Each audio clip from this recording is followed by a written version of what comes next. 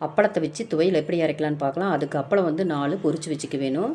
ஒரு மிக்ஸி ஜாரில் பொடியை கட் பண்ண அரை கப்பு தேங்காய், ஒரு கைப்பிடி அளவு கருவேப்பிலை, இஞ்சி 4 துண்டு, பெரிய வெங்காயம் 1, 4 வரமிளகா, புளி வந்து சின்ன நெல்லிக்காய் சைஸ் அளவு, தேவையான அளவு உப்பு சேர்த்திட்டு அரைச்சிட்டு அப்புறமா கொஞ்சம் தண்ணி சேர்த்தி கொரன்னு அரைச்சி ரெடி பண்ணிக்க வேணும். இப்போ பொரிச்சு வச்ச அப்பளத்தை இதோடு சேர்த்திட்டு ஒரே சுற்றி எடுத்துகிட்டு வந்தோம்னா சுவையான முறையில் அப்பள துவையல் ரெடி ஆயிரும்.